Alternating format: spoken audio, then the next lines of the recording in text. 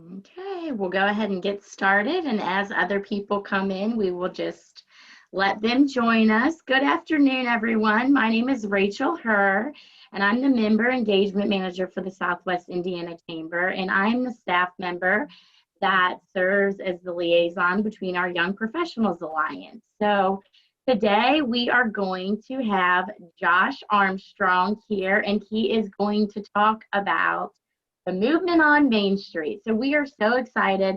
Josh is the president of the Downtown Evansville-Economic Improvement District, also known as the EID, and he is foundational to the Improvement District. He actually guided the formation, and he saw the process from the beginning with the developing the formation committee through the owner petition process and to the unanimous passage by the Evansville City Council in November 2017.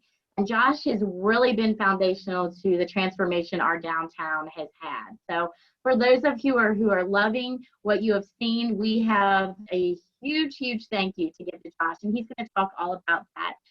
He is actually a resident of Pasadena, California, and a graduate of UCLA. He's lived in Evansville since 2005, and he's currently the secretary of the Convention and Visitors Bureau and on the board of the Evansville Land Bank. So we're so excited to have Josh today. Just a few housekeeping things prior to him taking over. First off, if you all could mute yourselves, that would be great. And also, we are going to have a drawing at the end. We've got some Downtown Evansville swag that Josh and his team have given us. We've got a t-shirt, a coffee cup, and a bumper sticker, and then also a gift card to Entwined, which is located on Main Street. If you haven't been there yet, you really need to go because it's awesome. And we are also going to have a Q&A at the end that will be led by Allie Niemeyer, who is the vice chair of our steering committee.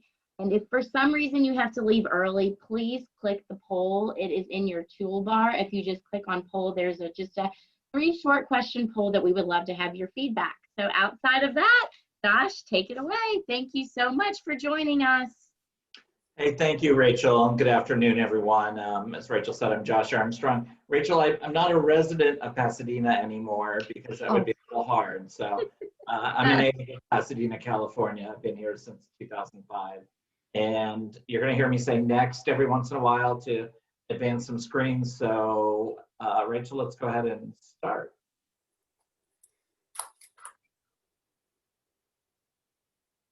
There we go. So our boundaries, when I talk about downtown Evansville, I mean really the central business district, and even a little more compact than the central business district is the boundaries of the improvement district. Within this red shaded area, there's about 480 parcels, and we are funded, our work is funded by an assessment on these parcels, and that assessment is really the foundation of the EID.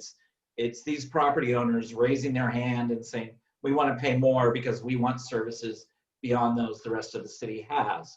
So when you're in this area and you see someone sweeping up litter on a sidewalk, or you see a foot patrol of police officers or additional landscaping that you don't see in other parts of the city, it comes directly from these 400 some parcels.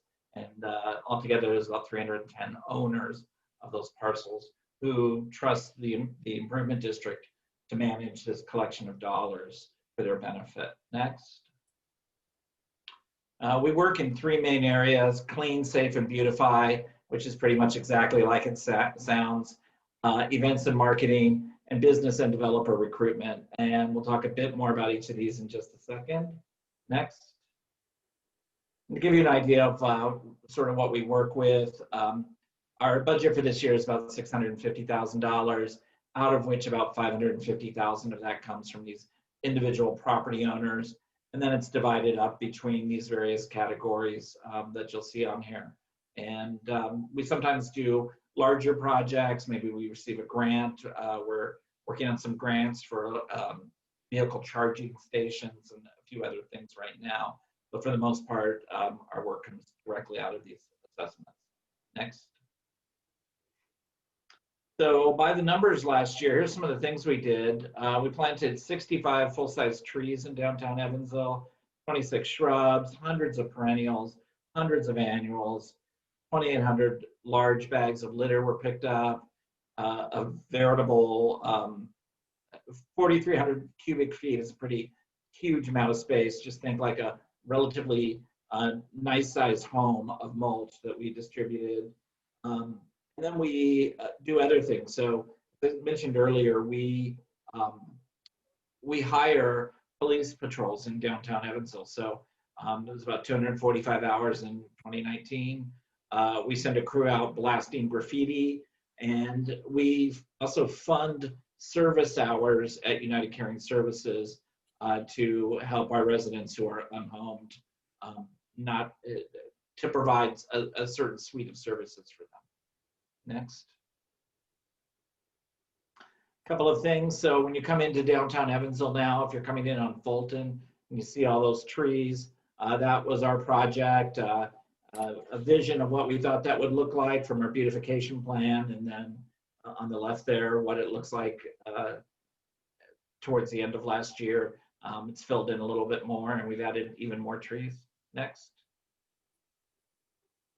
We developed Game Room Alley, which is a all ages sort of play space off the 300 block of Main, and place to play games. There's a giant Connect 4, giant Twister, and then all kinds of small games are there. Or it's a place to just hang out, eat your lunch. All the furniture is movable in there.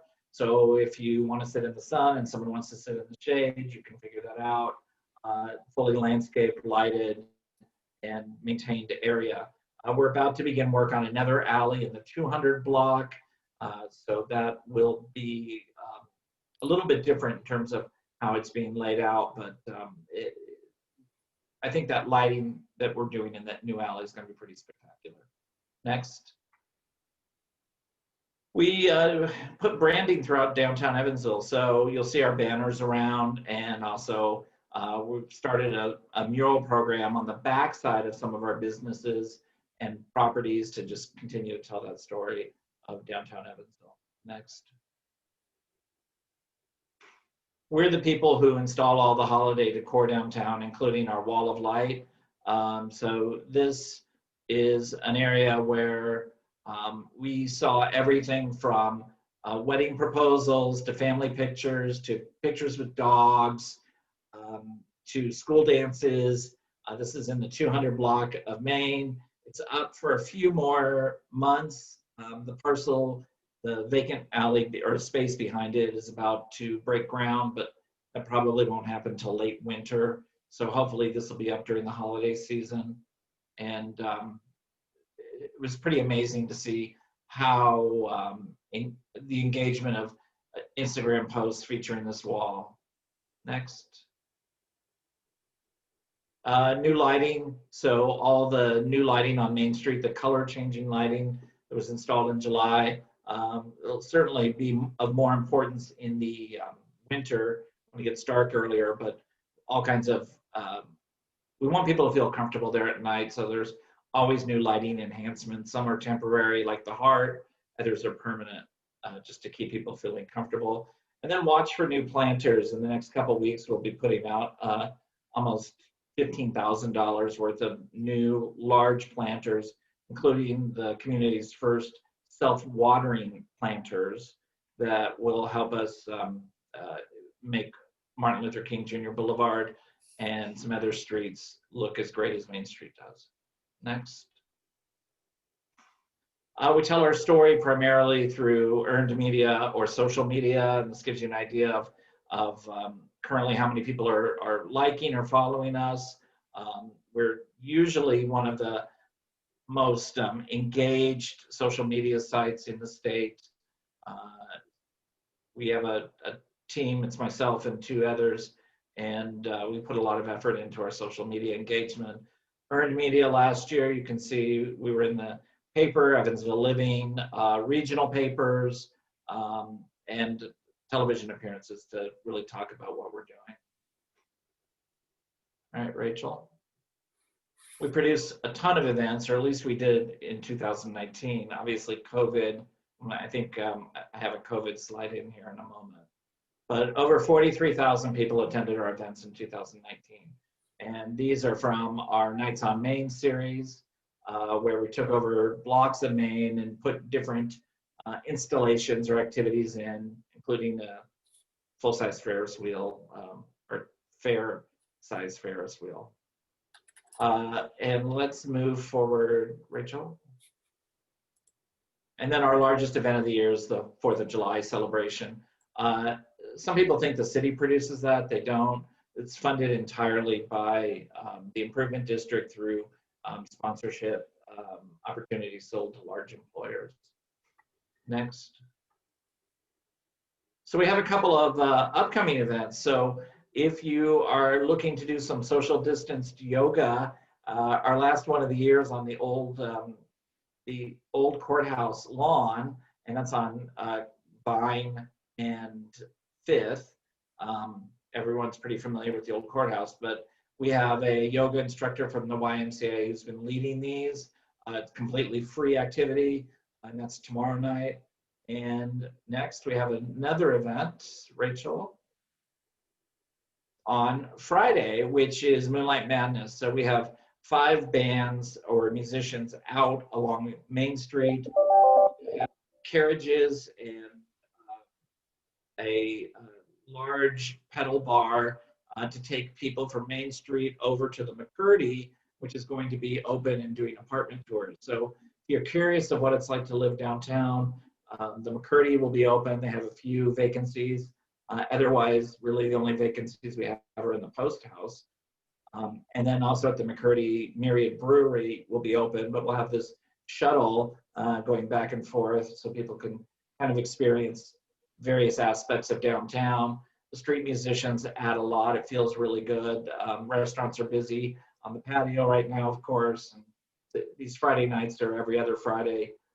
We'll do them through October. And they've been a way to do an event even during the time of COVID when we can't do our large events. Next. Our 3rd annual NOCO Makers Market is on Carpenter Street. And NOCO for us is north of Court. And this is in the area where the Nabisco Loft building will hopefully be open by this point so people can tour that. And we have, I think as of today, 32 makers vending in a socially distanced way on the street. We'll also have a beer garden, pumpkin patch with free pumpkins for the first 200 kids. So kids events, beer, live music, and makers. So it's on a Sunday, October 18th. Next. So we talked a bit about COVID, and when we first saw the shutdowns coming in March, one of the first things we did was put out hand washing stations. So we do have unhomed people in downtown Evansville, homeless people, who were using, of course, our shelters, but also some businesses, the library, other areas to be able to, stay clean. So without having those facilities, we put out on the right side, you'll see hand washing stations. We put 5 of those out throughout downtown, and they were stocked with soap and water, unfortunately not hot water, but soap and water. And then we went through downtown twice a week during the spring and basically sanitized every high-touch surface in downtown. So think of the railings on the river, push buttons to cross streets, benches, things like that were sanitized with a bleach water solution. So we've continued to do that to date. We slowed down to doing that just once a week, but it's important to us that we have a downtown that is clean and safe. Next. Also in COVID, we gave out over 2,000 1-ounce sanitizers to our merchants who were able to use them as gift with purchase for their consumers coming in or delivery orders, phone orders, etc. Those were cute little downtown Evansville sanitizer bottles. And we created a virtual tip jar for our downtown tipped employees so that you could find your favorite bartender or the person who cuts your hair or someone and send a tip, Venmo a tip directly to them. Next. We do a lot of work on that. As I said, about a third of our time is spent on business recruitment and developer recruitment. So we have some recent businesses and housing that has opened. The Post House, Rogers Hair Academy and Barbershop, those opened during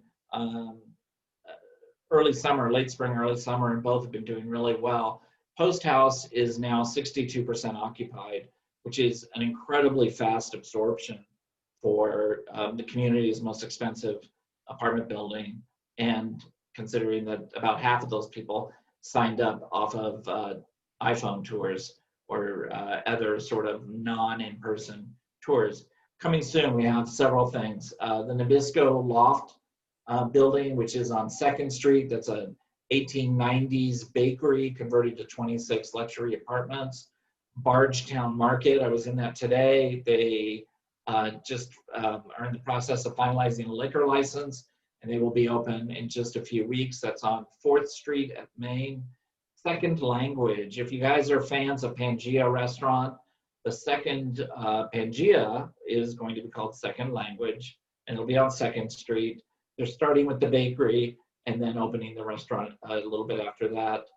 Hyatt Place and the Mediterranean hotels, both are under construction and should be open in the first quarter of next year. There's a Taquiera opening on the corner of 2nd and Main.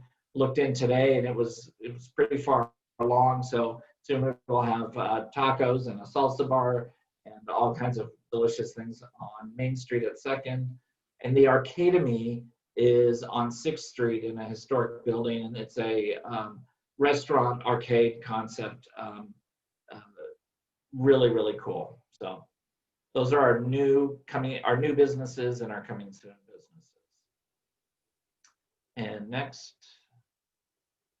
And this is one of the documents that we use when we go out into the community or into the broader community to look for developers and businesses. And this is our market analysis. This was prepared in August of last year. And some of these numbers obviously will be impacted by COVID, but there's some really strong demand that this study indicates. It tells us that there is demand for 1,200 market rate units of housing within the central business district of downtown Evansville. And the absorption of the Post House so quickly tells us that that number is probably pretty accurate. 100,000 square feet of retail once those 1,200 units are up and full. Additional office space. We have a shortage of Class A office space in downtown. A lot of vacancy of office, Class C office space. But we definitely need some Class A space to, I know of almost 80,000 square feet in active searches for Class A space right now. There just isn't any. And finally, this is calling for an additional 200 hotel rooms beyond what's already under construction. I think that is probably more on the 5 to 10 year outlook than the 1 to 5 year outlook, just based on how slow it appears that conventions and meetings will come back. Next. Oh, I don't know why that's there. There we go. Q&A. I was told 20 minutes. I'm sorry I took an extra minute. So.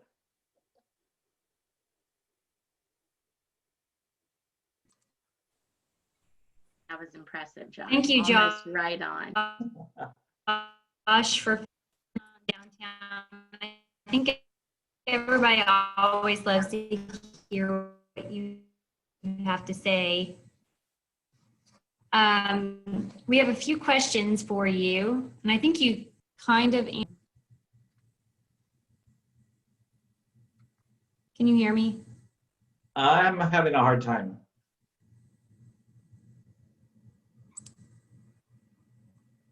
Okay, can you hear me now? Yes. Okay, my internet's kind of slow here today. you kind of touched on this, but what are some notable projects coming to downtown? Is there anything new on the list that you didn't mention? Yeah, I think that we want to talk a bit about the 4th and Main Park and the 5th and Main Tower. All of that is continuing to move through. That is a very complex project for numerous ways, running from the current building and what it's like to the complexities of assembling the financing during this time for a project that's of that scale. So it's still very, very, very active. Lots of work going into that project. Everyone's going to be really excited when the renderings of that come out and people begin to understand what we'll be gaining. It's just taking a little bit longer. The other thing that's very exciting, and you'll see more information in the next few weeks, is there is a group of people who already are about 20% funded on the development of a skate park in the area near Mickey's Kingdom. So this is a real skate park, concrete, not like the one that we currently have. Also landscaped and designed in a way that it can be used for other types of events, and create an additional space. So if you have one child at Mickey's Kingdom playing, the 6-year-old's over there on a slide, the 12-year-old could be on a skateboard, just 100 feet away. So that's really exciting. Be on the lookout for more of that being released in the next few weeks.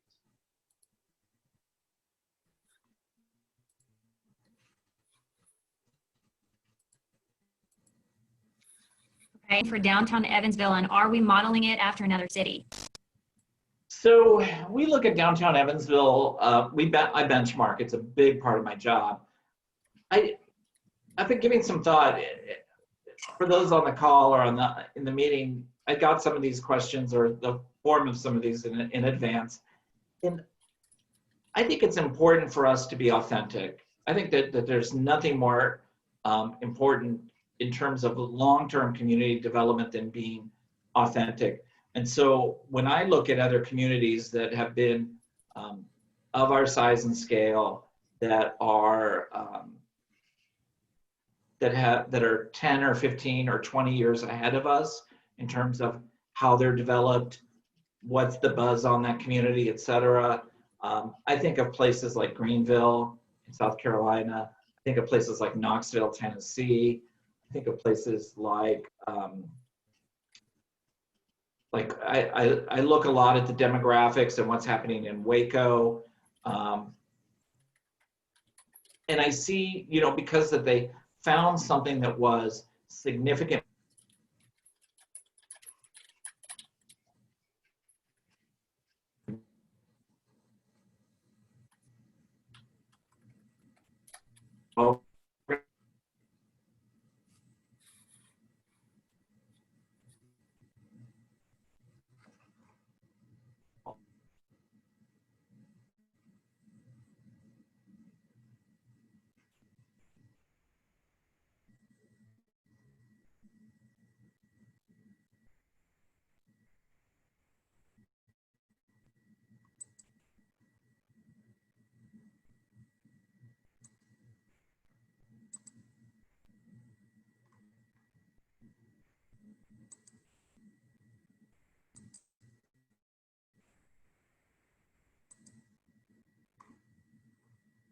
I think we lost Josh.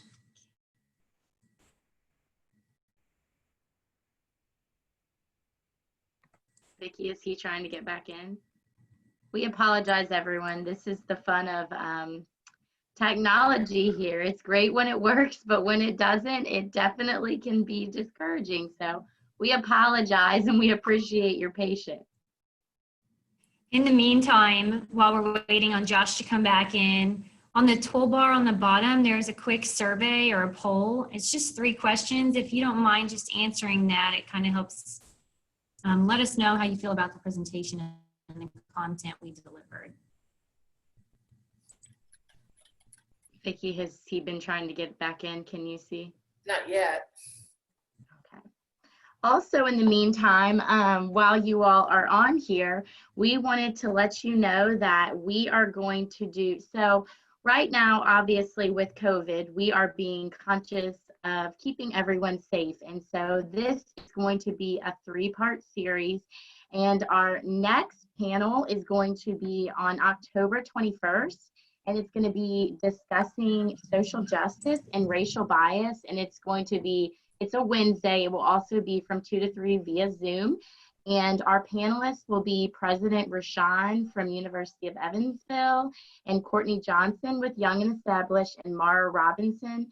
She owns, she's a consultant, but she owns a company that specifically deals with the helping companies implement diversity inclusion initiatives.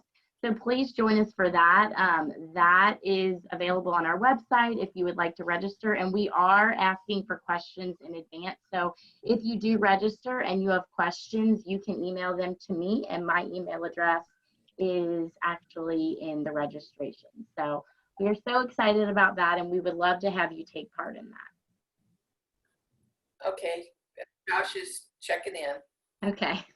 All right, we're back. We apologize for the technological difficulties.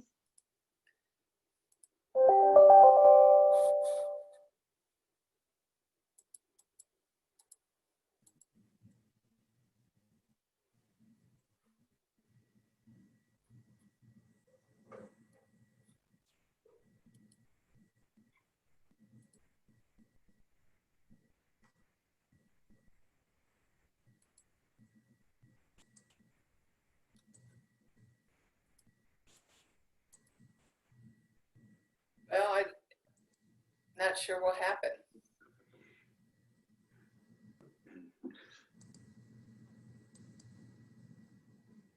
It's like, Hey, Allie. Yes. So this is Brandon. If you didn't know, I'm Oh, going. hi, Brandon. One of the questions that I would like to ask Josh, and I don't know if it's on your agenda, and I believe it was, what, a year and a half ago when we sat at the library and heard him speak. He did a lot of comparisons to Fort Wayne, and, you know, just like almost not like a sister city and where their growth and things were. So I know that he was getting on some things about some larger cities around the U.S., but I would love to hear more of being comparison to an Owensboro or Fort Wayne or somewhere more regionally, just to hear his impact as well. Yeah, sure. Thank you, Brandon, for that question. I think I'm kind of back on my phone. So,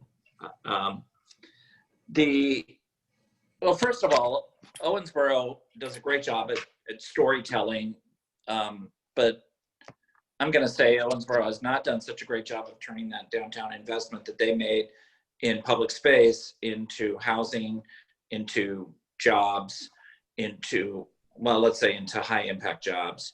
The number of housing units that followed a $45 million public investment, some federal tax dollars, but some tax dollars of local Owensboro residents and Daviess County residents taxed on their automobile insurance was, you know, when I look at it, I don't see a return.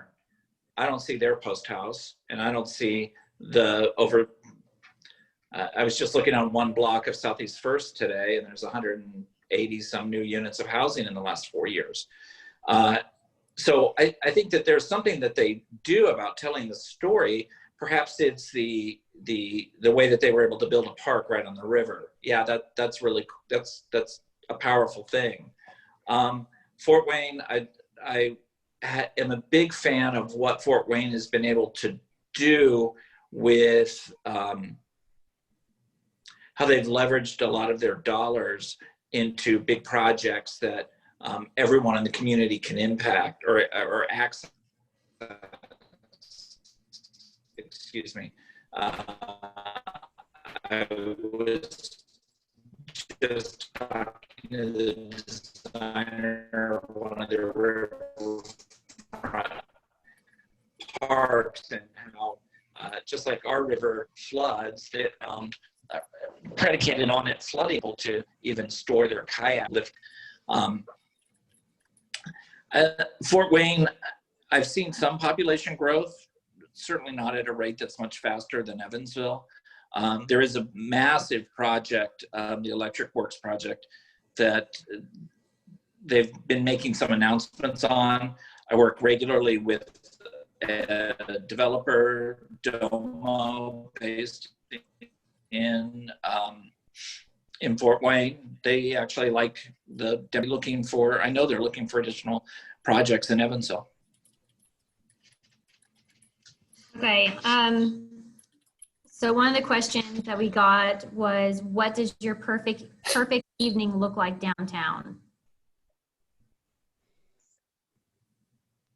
Yeah, I think part of it has to be inside and part outside. And I think outside is just walking or biking around and experiencing the riverfront, and then spending some time kind of seeing the architecture and seeing the spaces and watching people on the street. And that's one of the cool things about downtown Evansville and all urban areas, is that there are people on the sidewalks to see.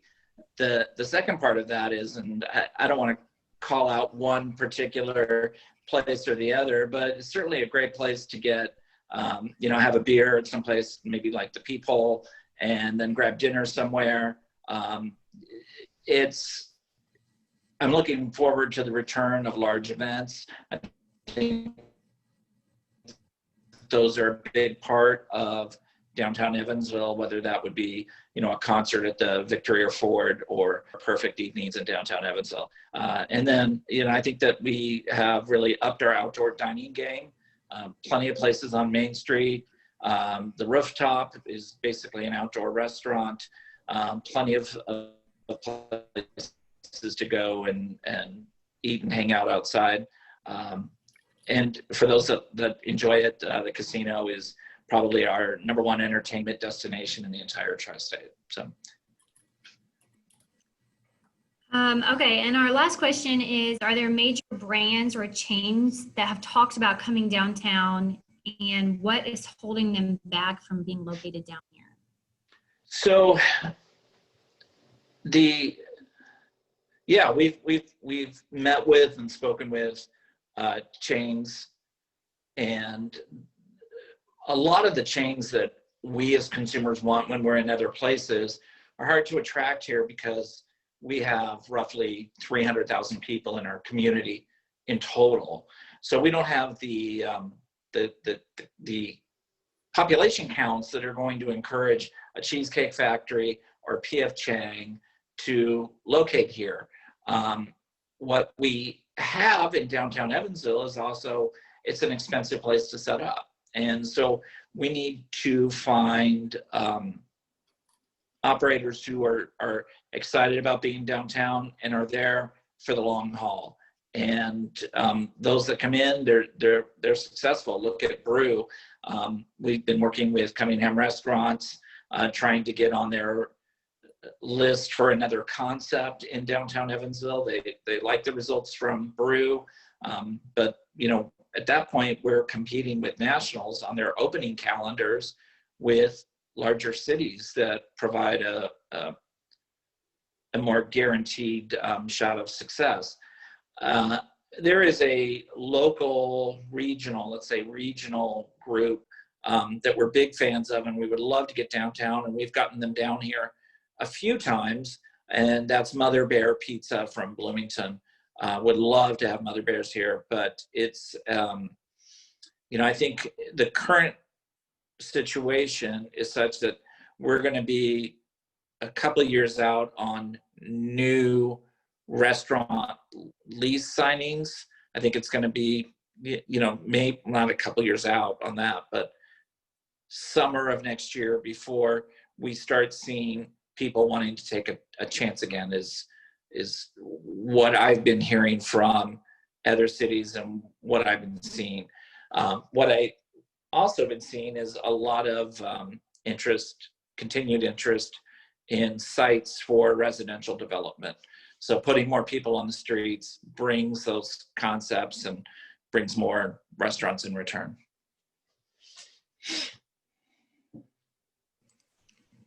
Okay, well, that was our last question for you. And thank you so much for giving us this presentation. I think everybody loves and is always excited to hear about what's coming downtown. And just in the last 10 years since I've been working downtown, it's changed drastically, and it's so much fun to work down here and be a part of it. Well, thank you very much. And I'm sorry that I had that little cut out there for a minute. And if anyone has any questions, comments, concerns, Josh at Downtown Evansville is my email address. Please follow us on any social media platform. We're really on everything. Not a lot of TikToks yet, but almost everything else we're pretty active in. And look forward to seeing you guys downtown. Thank you all so much for your participation. We really appreciate it, and thanks for hanging with us. If you don't mind to complete the poll, and then so our giveaway winner is going to be, I did a drawing, it's going to be Claire Kincaid. So Claire, I will get in touch with you. You have a t-shirt, coffee cup, bumper sticker, and entwined gift card that I will coordinate getting to you. And on behalf of the Young Professionals Alliance Steering Committee and the Southwest Indiana Chamber, thank you all so much for your time today. Have a great day.